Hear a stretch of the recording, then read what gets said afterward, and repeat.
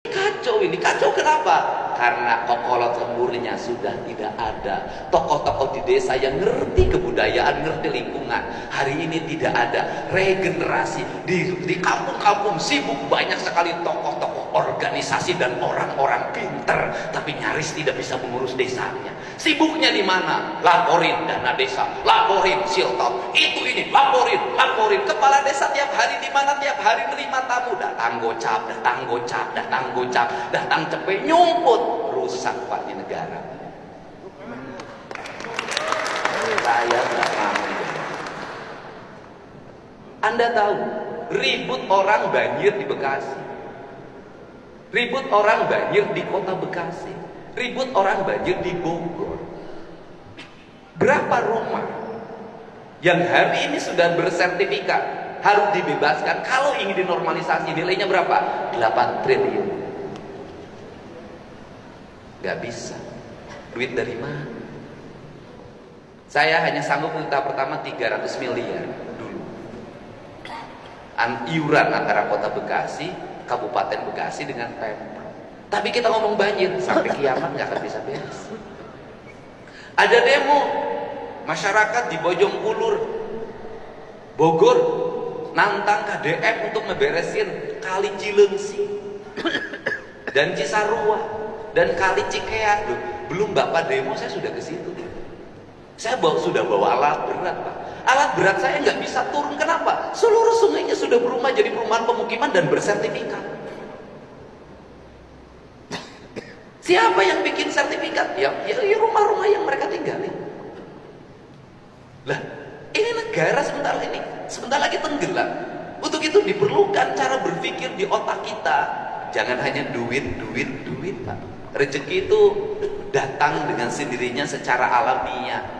Tetapi yang paling penting adalah saya ingin kepala desa mulai punya keberpihakan pada lingkungan. Kepala desa ngurus sampah, mengutin sampah, daerahnya bersih. Dan saya tidak akan menurunkan uang provinsi pada desa yang tidak bisa ngurus sampahnya sendiri.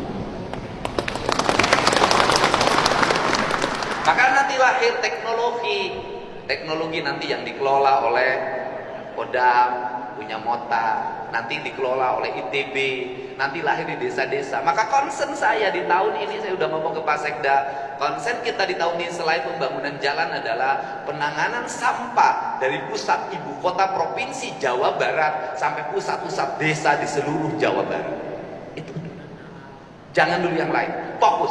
Saya sudah minta ke Menteri Desa, sudahlah duit dana desa ini fokuskan pada aspek-aspek yang menjadi kebutuhan pokok. Sampai kiamat desa nggak akan pernah maju karena dana desanya dalam setiap tahun dibagi rata.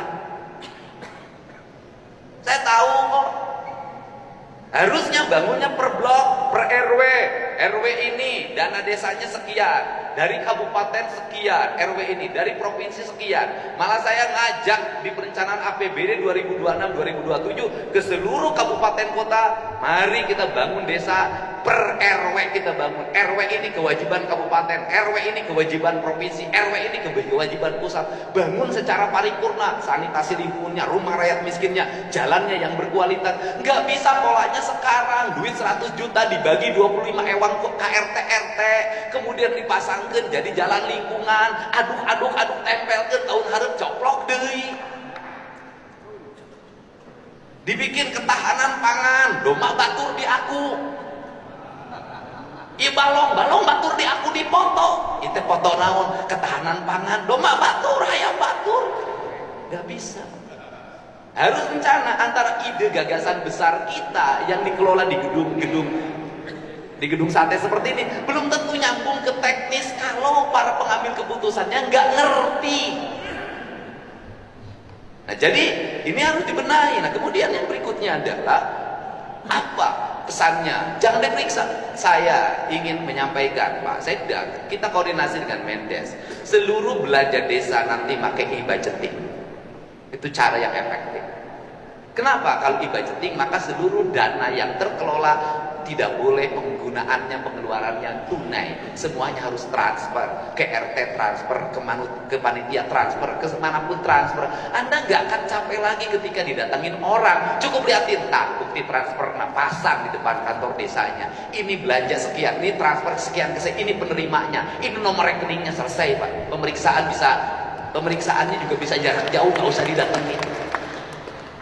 Kan seperti itu. Ini cara untuk apa? Agar desa tenang. Tetapi di balik itu juga kepala desa harus mendapat perhatian. Kenapa? Kepala desa ini ada yang gajiannya 4 bulan sekali, tergantung bupatinya. Tergantung bupatinya. Saya dulu ketika jadi bupati, kepala desa gajiannya 4 bulan sekali. Saya jadi bupati waktu itu langsung per bulan saya rombak. Dulu kepala desa bikin pemilihan kepala desa iuran calonnya. Saya jadi bupati waktu itu gak boleh iuran, biayanya harus disiapin oleh Pemda. Waktu itu gambarnya ganas, kemudian kadung, saya ganti dengan foto orang. Waktu itu satu desa itu satu TPS panjang, saya robah itu per TPS per RT. Nanti sebentar lagi kita coba Jawa Barat pemilihan kepala desa dengan e-voting. Kita coba e-voting. Sudah, nanti daerahnya sudah maju, kemudian bikin e-voting. Sudah, karena e-voting kepala desa mudah kontrolnya. Kita coba nanti dengan e-voting. Kenapa? Kita harus mengalami sebuah proses kemajuan. Nah, untuk itu ini diperlukan orientasi. Sehingga apa saja kita nanti bicara dengan bupati wali kota harus ada standarisasi pengupahan kepala desa. Gak bisa satu desa ini segini di sini begini, gak bisa. Ini standarnya Jawa Barat harus ada. Kalau saya sih tetapin kepala desa itu minimal upahnya 5 juta itu minimal di atas UMK minimal. Dan tidak boleh telat, dia harus tiap bulan, tanggal 3 atau tanggal 4 tank masuk, tanggal 4 tank masuk, tanggal 4 masuk. Saya sudah membuat rencana program di 2027 untuk mendorong ekonomi pedesaan. Maka nanti saya akan menyiapkan agar uang itu langsung turun ke RT, turun ke RW, turun ke 5. Saya sudah buat konsep itu. Tetapi saya tidak akan dulu melakukan sekarang. Kenapa? Saya harus menyelesaikan program-program besar dulu. Jalannya harus bagus, irigasinya harus bagus, gedung sekolah harus bagus, gedung rumah sakit harus bagus, layanan pemerintah harus bagus. Uangnya tidak akan dulu saya bagi-bagi kemana-mana. Untuk apa? Selesaikan hal yang besar, setelah itu kita bikin rasa keadilan. Ini cara. Nah, untuk itu saya menginginkan kepada kepala desa ini, sahabat saya, teman saya, selama ini selalu setia pada saya, terutama Abdesi. Dan saya juga harus juga memiliki rasa cinta pada kepala desa untuk meningkatkan kesejahteraan aparaturnya. Dan kemudian juga rasa cinta untuk tidak lagi kepala desa terjerat oleh kasus hukum. Nah, bagaimana caranya agar kepala desa tidak terjerat kasus hukum? Gampang. Karena desa itu kan kecil. Nanti kita bikin MOU saja dengan Pak Kapolda, dengan Pak Bupati. MOU-nya apa? Pemeriksaan kepala desa dilakukan setelah ada hasil kerugian negara yang diaudit oleh BPK, BPKP. Nanti bisa kerjasama dengan BPKP. Jadi audit dulu, ada kerugian negara, baru diperiksa, ya kan? Nah, ini yang akan saya usulkan khusus kepala desa. Kenapa? Anggarannya juga kecil. Anggarannya kecil. Nanti diperiksa. Jadi setelah ada, jadi orang boleh Anda dilaporin oleh lawan politik Anda, oleh berbagai kelompok masyarakat yang tidak suka pada Anda, tapi kalau laporan itu tidak dilampirkan kerugian negara, maka laporan itu tidak bisa diproses. Maka saya akan membuat audit kerugian negara, audit rutin, yaitu audit dibuat dalam setahun 2 kali.